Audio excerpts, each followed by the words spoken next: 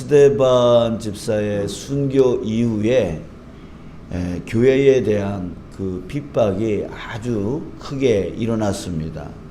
자, 그래서 더 이상 이 예루살렘 교회 그 성도들은 그곳에 머무를 수 없을 정도였어요. 그때 12명의 사도들 외에 그 모든 사람들이 흩어져서 예루살렘을 떠나야만 했습니다.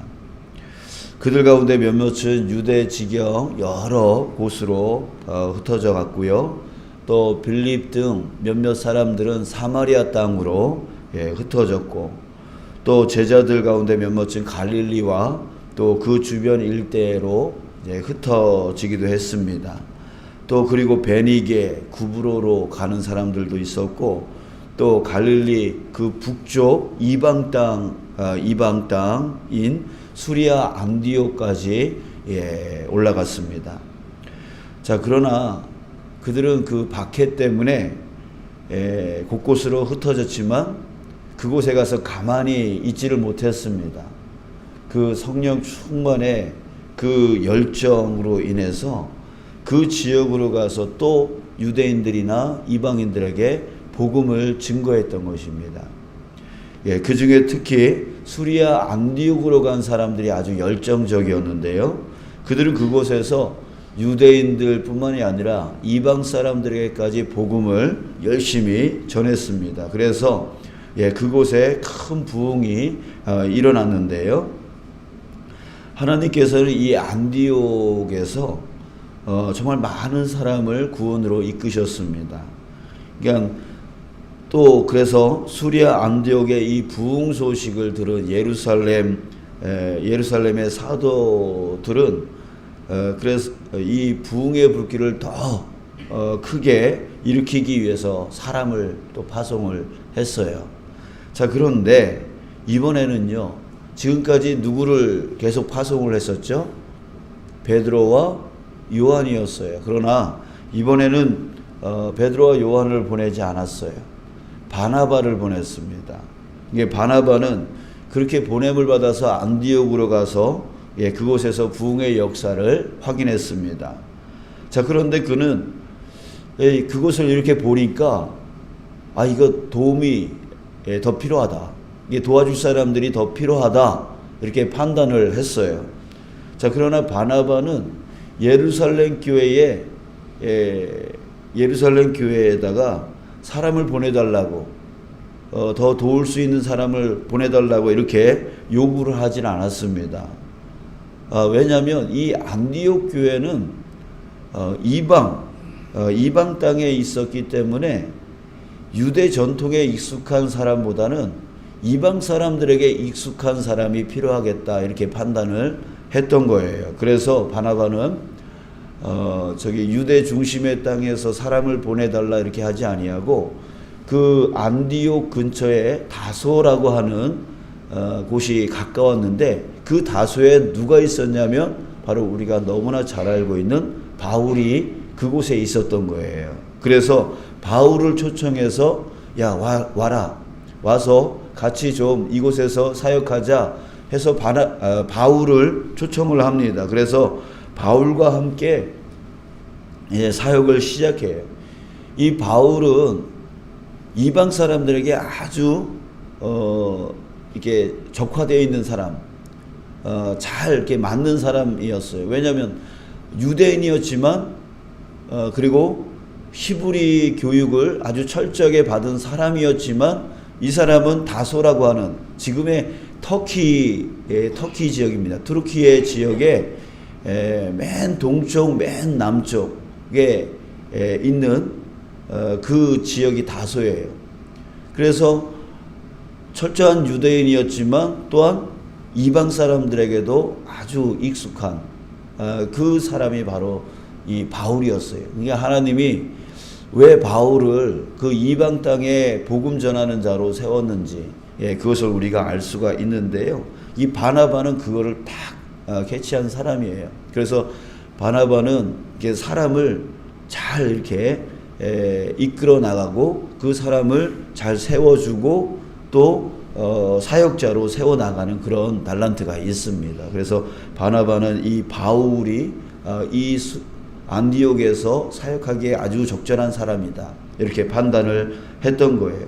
그래서 바울과 바나바는 그곳에서 사역을 했고 그 안디옥 교회를 더 크게 부흥을 일으켰습니다. 그래서 이 안디옥 교회 사람들에게 처음 그 이름이 붙여졌어요. 그리스도인이다. 그리스도인이라고 하는 이름이 이 안디옥 교회 성도들에게 처음으로 붙여졌던 거예요. 자, 한편 베드로는 뭐 하고 있었을까요?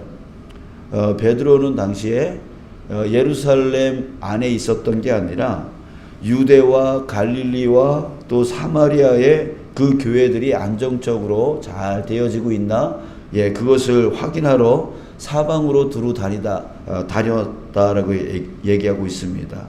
그러니까 루따와 요빠 일대를 다녔는데요. 베드로의 사역도 아주 놀라웠습니다. 자, 그는 루따에서 중풍병에 걸린 애니아를 고쳐줬고요. 또 요빠에서는 병들어 이미 죽었던 다비다를 죽은 사람을 살려내기도 했습니다. 이후에 베드로 사역은 점차 유대 지역에서 이방 땅으로 넘어갔어요. 그래서 우리가 잘 알고 있는 그 고넬료, 이 고넬료는 로마 사람이에요. 로마 사람 백부장 출신이었는데 이 집에 가서, 이방 사람의 집에 들어가서 그곳에서 복음을 전했던 것입니다. 그가 고넬료와 그 집 사람들에게 세례를 이제 베풀었고요. 또 베풀 때에 사마리아에서 성령이 임했던 것처럼 또 이 고넬료 집에도 이제 성령이 임했던 것입니다. 이게 하나님께서 이렇게 바나바와 바울을 통해서 또 베드로를 통해서 복음이 예루살렘을 넘어서 사마리아와 온 유대와 땅끝까지 나가도록 인도하셨습니다. 자, 우리 사도행전을 통해서 우리가 알 수 있는 것은, 여러분들 그 사도행전 1장 8절 알고 계시죠?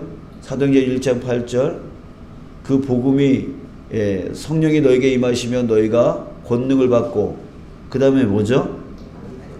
예루살렘과 온 유대와 사마리아와 땅끝까지 이르러 내 증인이 되리라, 이렇게 말하고 있잖아요. 그죠? 그러니까 그 순서대로 예루살렘으로부터 시작된 교회가 그 다음에 온 유대와 사마리아와 땅끝까지 이르겠다, 이렇게 말하고 있어요. 그 일들이 지금 일어나고 있는 거예요. 바울과 바나바를 통해서 또 베드로를 통해서 계속 이방 사람들에게 점점 복음이 번져가고 있는 것들을 이렇게 보게 되어집니다. 자, 그런데요, 여러분, 참 이상한 일이 있습니다. 이상한 일이 뭐냐면 요한이 사라져 버렸어요.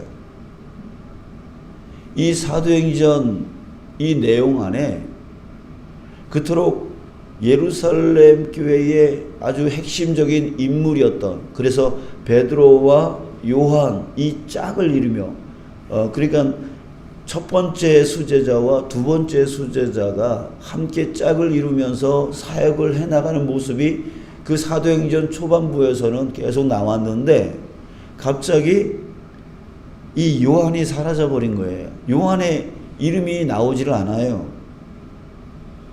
사마리아 성령 사건 이후에 베드로와 함께 짝을 이루며 사역했던 그 요한이 사라져 버리고 베드로 혼자 사역을 하고 있는 거예요. 루따와 요빠 그리고 가이사랴 등에서 베드로는 줄곧 혼자였습니다. 짝을 이루면서 함께 사역했던 요한이 사라져 버렸어요. 이후에 예루살렘에서 베드로는 큰 박해를 받았고요. 또 야고보, 그 요한의 형제 야고보는 제일 먼저 12제자 중에서 제일 먼저 순교를 당합니다.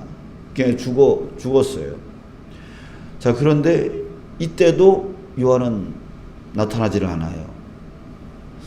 자, 이후에 사도행전 내용은 자연스럽게 이야기 무대가 예루살렘에서 수리아 안디옥 교회로 이제 옮겨지고 13장서부터는 바울 이야기, 바울이 이 사도행전의 중심 인물이 되어집니다. 그래서 바울 이야기로만 나오게 되어집니다. 그러니까 요한은 이후에 오랜 시간 동안 초대교회에서 사라진 존재가 되어 버립니다. 자, 여러분, 요한은 왜 이 사도행전 이야기에서 사라졌을까요?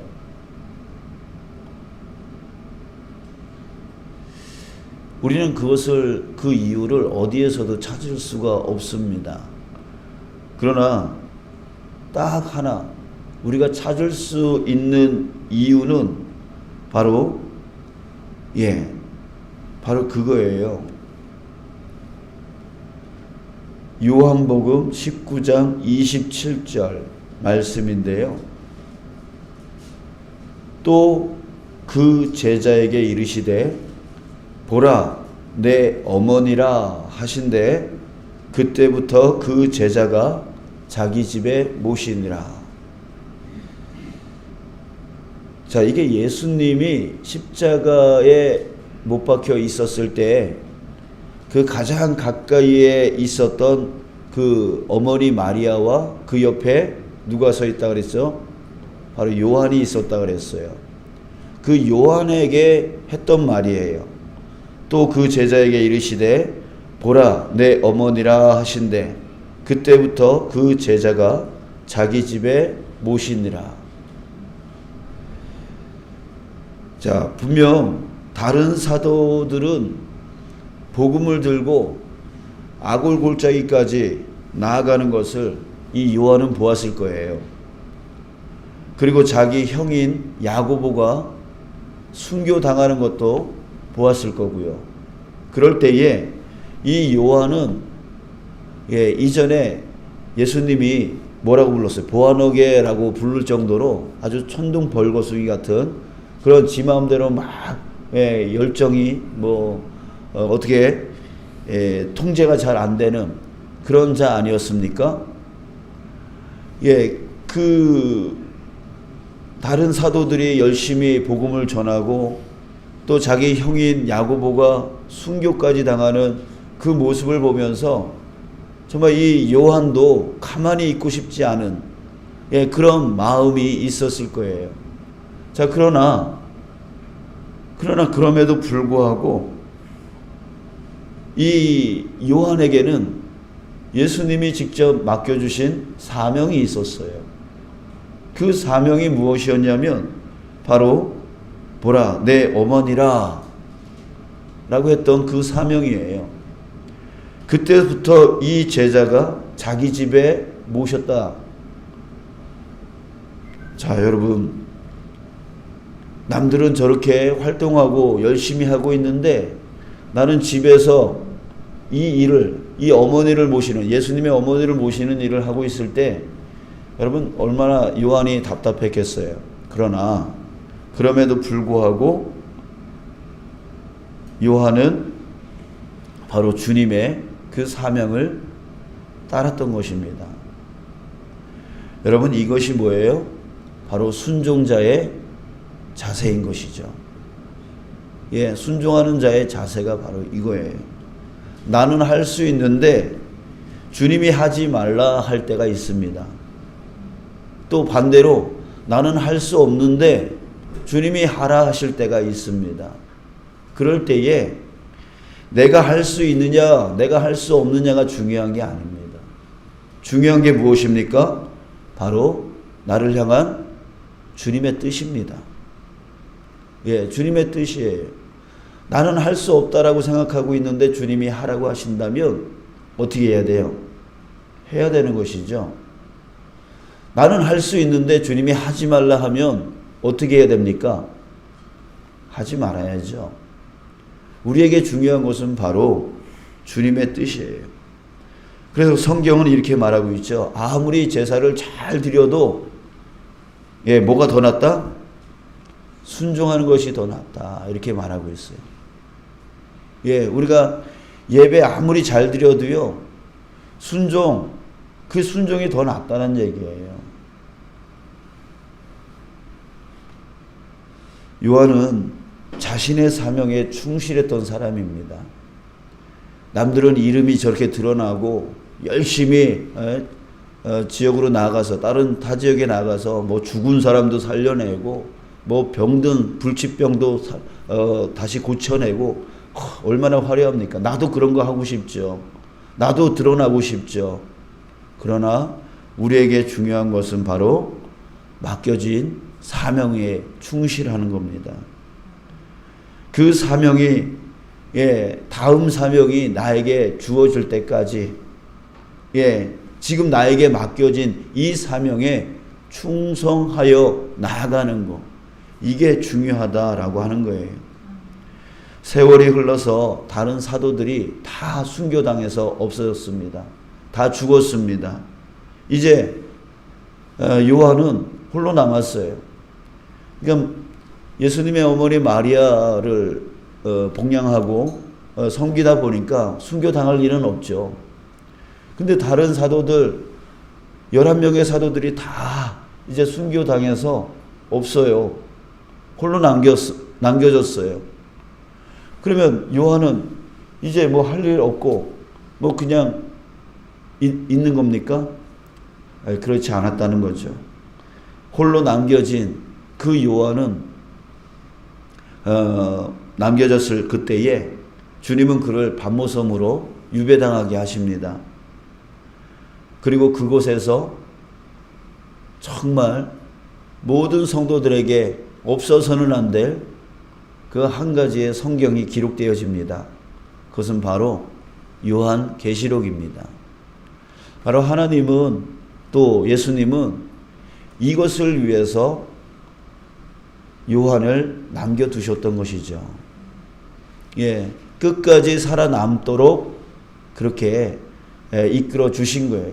여러분, 우리는 어제도 주일 말씀에서 말씀했지만 우리는 하나님의 뜻을 다 알 수가 없어요. 하나님이 왜 나를 이렇게 이끌어 나가시는지 그거를 우리가 알 길이 없어요. 그러나 순종하여 가보면 이걸 위해서 하나님이 나를 이렇게 여기까지 인도해 주신 거구나. 이렇게 하라고 하신 거구나. 그제서야 우리는 깨닫게 되어집니다. 사랑하는 성도 여러분, 이제 남들은 저렇게 잘하는데 왜 나는 이거밖에 못하나? 여러분들 그런 마음 갖지 않기를 원합니다.